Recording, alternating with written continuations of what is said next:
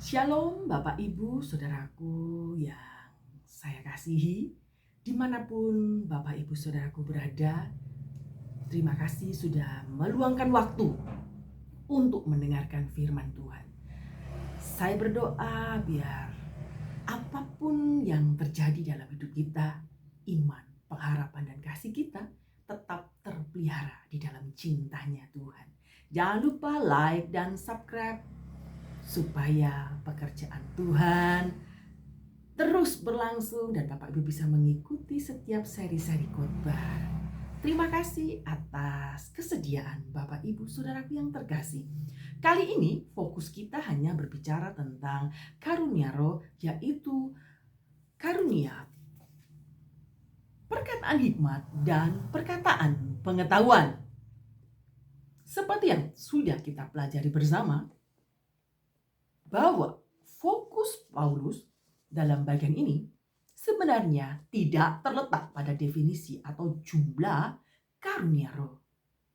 Paulus tidak memaparkan seluruh jenis karunia roh di ayat 7 sampai 11. Sebaliknya, ia lebih mengedepankan konsep yang benar tentang karunia roh dan cara yang benar dalam menggunakannya. Mari kita membaca di dalam 1 Korintus pasal 12 ayat 7 sampai 11. Tetapi kepada tiap-tiap orang dikaruniakan penyertaan roh untuk kepentingan bersama. Kepada seorang roh memberikan karunia untuk berkata-kata dengan hikmat, dan kepada yang lain roh yang sama memberikan karunia berkata-kata dengan pengetahuan. 9. Kepada yang seorang roh yang sama memberikan iman. Kepada yang lain ia memberikan karunia untuk menyembuhkan. 10. Kepada yang seorang roh memberikan kuasa untuk mengadakan mukjizat. Dan kepada yang lain ia memberikan karunia untuk bernubuat. Dan kepada yang lain lagi ia memberikan karunia untuk membedakan macam-macam roh. Kepada yang seorang ia memberikan karunia untuk berkata-kata dalam bahasa roh. Dan kepada yang lain ia memberikan karunia untuk menafsirkan bahasa roh itu. Tetapi semuanya itu dikerjakan oleh roh yang satu dan yang sama, yang memberikan karunia kepada tiap-tiap orang secara khusus seperti yang dikehendaki. Bapak Ibu Saudaraku yang berbahagia di dalam cintanya Allah, walaupun demikian dengan berbagai macam karunia yang Roh Kudus karuniakan kepada jemaat, kita tetap perlu mengetahui definisi dari masing-masing karunia roh, sehingga pemahaman yang benar dapat kita petik. Kita harus tahu definisi karunia roh untuk membantu mengikuti segala argumentasi Paulus secara lebih baik. Di samping itu, pemahaman yang benar memang sangat diperlukan di tengah keberagaman konsep yang keliru tentang karunia roh yang beredar di berbagai gereja. Bapak Ibu Saudaraku yang terkasih, hari ini kita akan hanya berbicara 2 karunia roh saja, karena mengingat waktunya sangat singkat untuk berkata-kata dengan hikmat dan karunia untuk berkata-kata dengan pengetahuan. Sekilas 2 karunia ini sangat mirip, bukan? Konsep yang keliru tentang karunia roh yang beredar di berbagai gereja ini membuat jemaat sulit membedakan. Jemaat terkadang ragu, apakah benar ini karunia roh? Apakah ini dibuat-buat? Ya, Bapak Ibu Saudaraku yang terkasih, kita harus ingat bahwa logos sopias di ayat 8a secara hurufiah, ingat Bapak Ibu, ini berarti perkataan hikmat. Karunia itu berarti perkataan hikmat. Logos sopias ayat 8a secara hurufiah, karunia ini berarti perkataan hikmat. Definisinya seperti itu. Hampir semua versi Inggris menggunakan terjemahan Word of Wisdom. Di sana walaupun dari sisi terjemahnya sudah sangat jelas saya baca ya Bapak Ibu ya, tetapi makna di baliknya tetap kabur. Apa yang dimaksud dengan perkataan hikmat itu sendiri? Kesulitan ini bersumber dari dua hal. Paulus tidak menyinggung karunia roh ini lagi di pasal 12 sampai 14. Kata hikmat bahkan tidak muncul lagi di pasal 12 sampai 14. Satu-satunya cara untuk menelusuri konsep Paulus tentang perkataan hikmat adalah mengontraskan dengan pemahaman jemaat Korintus tentang hikmat di pasal 1 sampai 3. Hasil perbandingan ini akan menolong kita untuk memahami arti perkataan hikmat itu sendiri. Begitu ya Bapak Ibu Saudaraku yang terkasih, sama seperti orang Yunani pada umumnya. Di pasal 1 ayat 22, jemaat Korintus juga menyukai hikmat. Siapa sih orang yang gak menyukai hikmat? Seseorang dikatakan pintar itu sangat dambaan bagi semua orang ya Bapak Ibu ya. Namun bukan hikmat yang benar. Bagi mereka hikmat perkataan hikmat yaitu kemampuan retorika dalam meyakinkan pendengar. Retorika waktu ini dicirikan oleh kata-kata yang indah dan cara-cara persuasif yang luar biasa sehingga orang tuh terkagum-kagum. Wow, hebat banget, pinter banget. Itu idaman gue gitu ya Bapak Ibu Saudaraku. Hal yang semacam ini yang disebut Paulus berdasarkan konsep hikmat di jemaat Korintus menganggap pemberitaan Injil yang disampaikan oleh Paulus itu sebagai sebuah kebodohan. Paulus pun menentang konsep yang salah di atas. Ya kalau salah, Paulus bilang salah ya Bapak Ibu. Ia tidak anti hikmat di sana. Kenyataannya Paulus secara terang-terangan itu menyatakan dia mengajarkan tentang hikmat. Bagaimanapun hikmat yang dibicarakan Paulus berasal dari perspektif Allah, perspektif yang berbeda dengan jemaat di Korintus. Gitu ya Bapak Ibu ya. Hikmat ini bukan dari dunia, melainkan dari Allah. Hikmat yang diberitakan Paulus itu hikmat dari Allah, perspektif Allah, berbeda dengan cara pandang manusia pada umumnya.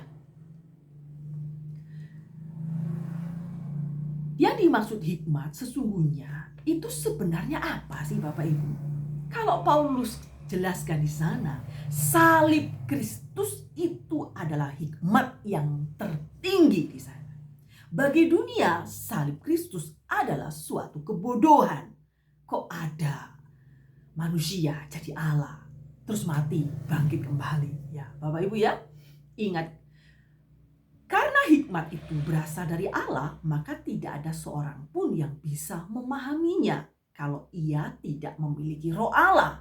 Bagi orang-orang dunia, salib adalah kebodohan, bukan hikmat. Ya, Bapak Ibu ya, jika kita memikirkan salib secara seksama, kita akan dibuat kagum dengan hikmatnya Allah. Mengapa? Allah punya rencana yang besar melalui anaknya, yaitu Yesus Kristus. Dia menebus dosa kita semuanya. Pengorbanannya di kayu salib sungguh luar biasa. Karya terbesar yang Tuhan sediakan. Planningnya sangat sempurna, tak ada kegagalan di dalamnya untuk manusia. Hikmat berbicara tentang salib Kristus. Itulah yang dianggap kebodohan oleh manusia yang tidak percaya. Karena hikmat itu berasal dari Allah, maka tidak ada orang yang bisa memahaminya kalau tidak memiliki roh Allah di dalamnya. Bagi orang-orang di luar Tuhan, salib dianggap kebodohan. Ya Bapak Ibu ya, jika kita memikirkan salib dengan sesama, kita kagum, mereka merendahkan kita. Itu hal yang biasa. Dari turun-temurun terjadi seperti itu. Kita tidak perlu berkecil hati ya Bapak Ibu ya. Hanya Allah yang mampu memikirkan cara penyelamatan seperti ini. Tidak ada manusia yang pernah menginginkan atau memikirkan bagaimana cara menyelamatkan orang lain kecuali Tuhan Yesus. Paulus sendiri dengan jelas menyatakan bahwa hikmat salib tidak pernah dilihat oleh mata, tidak pernah timbul dalam hati manusia, dan tidak pernah dipikirkan oleh pikiran manusia. Salib memang unik, Bapak Ibu. Semua itu menunjukkan kemahabijakan Allah. Salib bukan kebodohan, tetapi hikmat sejati. Salib adalah hikmat sejati. Hanya Allah yang mampu memikirkan cara penyelamatan seperti ini. Jika kita kaitkan pembahasan ini tentang hikmat pada pasal 1 sampai 3, dengan karunia perkataan hikmat, kita dapat mengambil suatu kesimpulan bahwa Paulus sedang menegaskan ulang pemikirannya tentang hikmat itu sendiri. Hikmat sejati itu berasal dari Roh Kudus. Hikmat sejati itu berasal dari Roh Kudus. Disebut karunia Roh. Hikmat itu juga berhubungan erat dengan salib Kristus. Di sini bisa dipahami ya Bapak Ibu Saudaraku yang terkasih, orang yang memiliki hikmat tidak hanya mengetahui seluk-beluk salib Kristus, tetapi juga menggunakan salib Kristus itu sebagai perspektif untuk menilai segala sesuatu. Penebusan Kristus, ingat, bukan hanya sebuah objek pengetahuan belaka, melainkan kacamata untuk memandang segala sesuatu. Ingat ya Bapak Ibu, itu bedanya hikmat Allah. Mengingat Paulus menggunakan ungkapan perkataan hikmat, maka yang dimaksud dengan karunia Roh, ingat, bukan hanya terletak pada pengetahuan. Ini yang difokuskan Paulus. Perkataan ini harus bisa membuat orang memiliki cara berpikir yang sama tentang salib Kristus. Bagaimana kita anak-anak Tuhan bisa mengajar orang supaya bisa memiliki pola pikir seperti Kristus memandang. Bapak Ibu, dengan salib Kristus sebagai hikmat yang benar, kita akan memahami kekristenan dengan sangat-sangat objektif.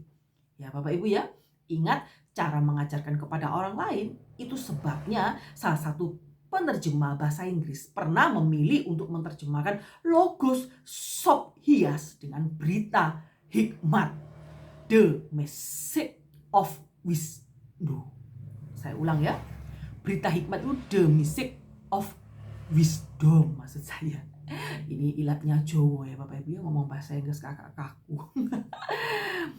Orang yang memiliki karunia perkataan hikmat bukan hanya mampu memandang semua hal dari sudut salib, ia juga mampu membimbing orang memiliki cara pandang yang sama. Saya akan ulang ya Bapak Ibu ya. Berita hikmat, the message of wisdom, itu orang yang memiliki perkataan hikmat bukan hanya memandang semua berdasarkan salib saja, tetapi dia mampu membimbing anak-anak mereka, membimbing teman-teman mereka, membimbing rekan-rekan kerja, saudara, semuanya untuk memiliki cara pandang yang sama tentang salib Kristus. Bapak Ibu Saudaraku, secara hurufiah logos gnoseus itu seharusnya diterjemahkan perkataan pengetahuan. Ya, logos gnoseus ayat 8b. Secara hurufiah, frase logos gnoseus seharusnya diterjemahkan perkataan pengetahuan.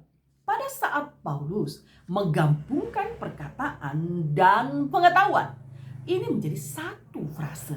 Ya, Bapak Ibu ya, ia sedang menyentuh topik yang sangat relevan dengan jemaat Korintus. Di antara semuanya yang mereka miliki, perkataan, pengetahuan merupakan dua hal yang disebutkan Paulus secara khusus di awal suratnya. Ya Bapak Ibu ya, pendek kata gampangannya, mereka ini memang dikenal memiliki pengetahuan dan perkataan yang indah. orangnya pinter ya Bapak Ibu ya.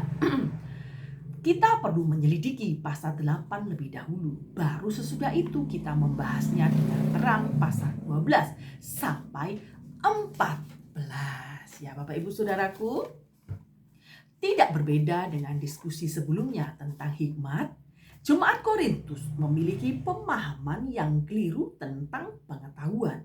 Apa yang menjadi kelebihannya itu justru menjadi kelemahannya. Kenapa? Semakin dia berpikir dia pintar, itu sebenarnya bagi Allah adalah suatu kebodohan. Hikmat manusia itu seberapa ya Bapak Ibu ya?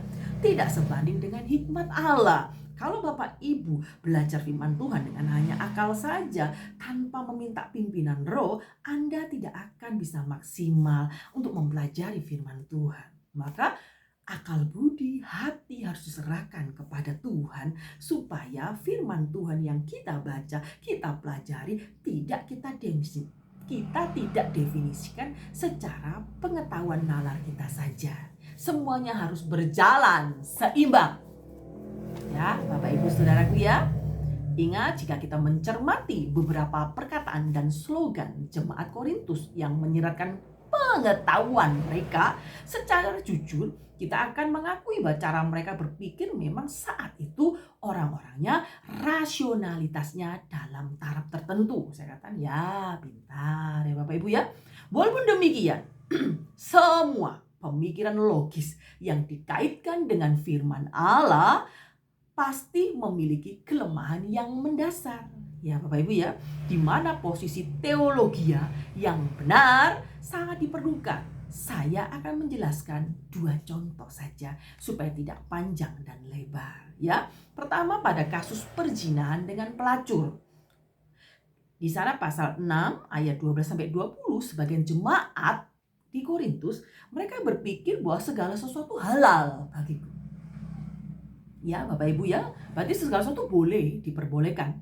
Walaupun di mata kita slogan itu tampak aneh ya Bapak Ibu ya. Tetapi bagi sebagian jemaat Korintus yang menganggap diri mereka sudah hidup dalam tingkat kerohanian yang sangat tinggi, dan untuk mendengar nasihat orang itu sangat sulit. Ya ini bahaya, merasa diri pintar ya Bapak Ibu ya. Ingat Bapak Ibu, Paulus menjelaskan bahwa tidak semua itu halal, tidak semua itu diperbolehkan, karena tidak semua yang halal itu adalah membangun. Maka terlihat jauh lebih lagi jika kita memperingatkan kebenaran itu justru seringkali memperbudak kita. Kalau kita ambil satu ayat, kita comot satu, terus kita menggeneralisasikan, itu akan menjadi sesuatu kesalahan yang fatal ya, gitu ya Bapak Ibu ya. Ingat Bapak Ibu, firman Tuhan menjelaskan, Paulus di sana menjelaskan bahwa tidak semua yang halal adalah membangun. Lebih jauh lagi, ia mengingatkan kebebasan itu jangan sampai memperbudak kita. Ingat Bapak Ibu, tidak peduli apakah itu memuliakan Allah atau membangun diri kita maupun orang lain, kita sebenarnya sudah diperhamba oleh kebebasan itu sendiri. Ya Bapak Ibu ya.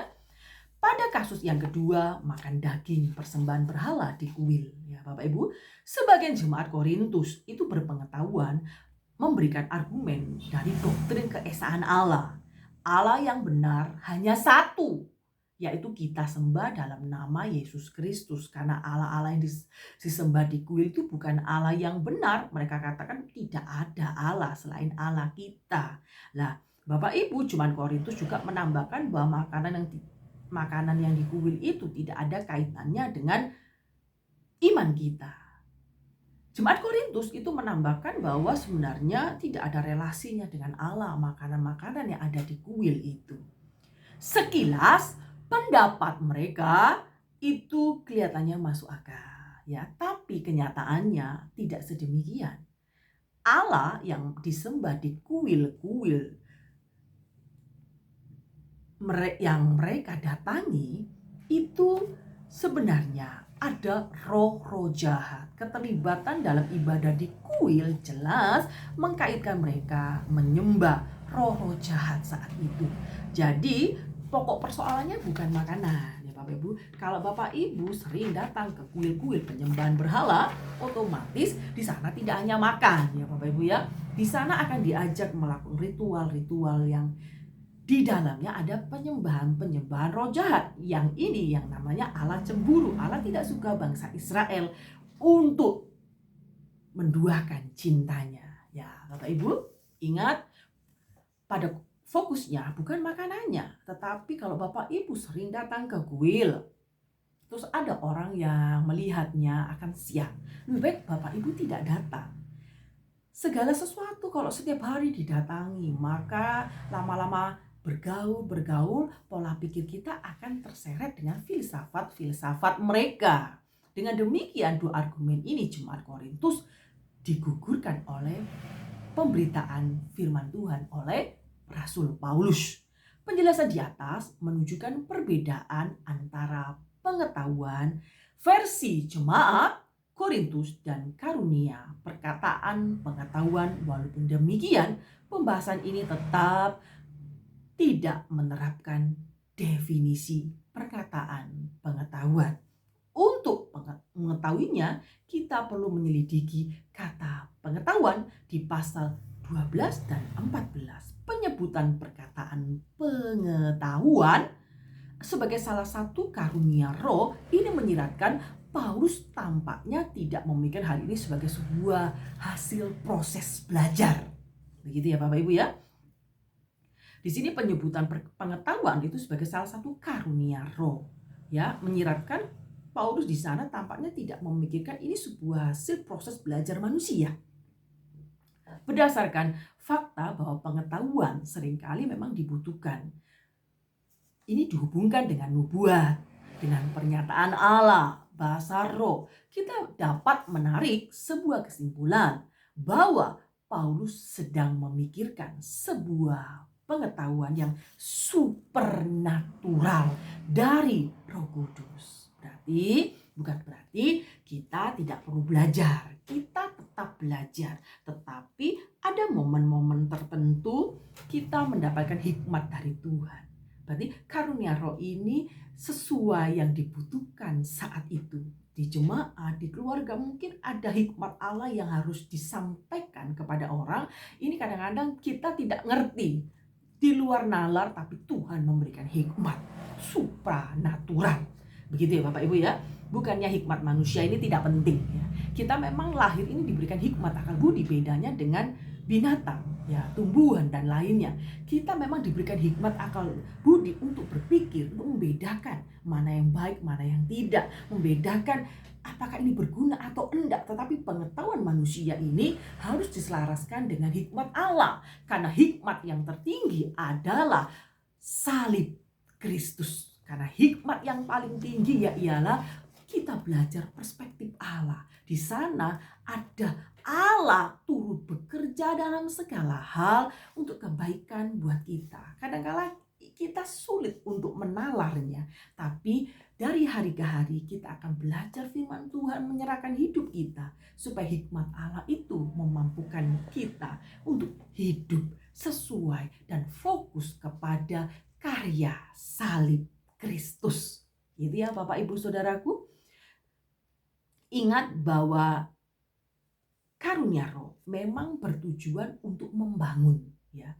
Jadi kalau Anda memang kebetulan tidak memiliki karunia hikmat, karunia pengetahuan, jangan berkecil hati. Setiap orang punya karunia yang berbeda-beda yang Roh Kudus karuniakan pada setiap manusia di dunia ini yang percaya kepadanya tentunya.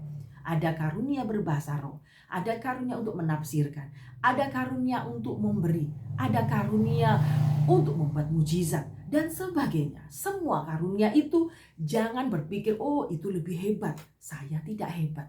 Semuanya di dalam tubuh Kristus berguna. Asal fokusnya untuk Tuhan, bukan untuk aktualisasi diri. Bukan ingin dibanggakan, bukan ingin terkenal.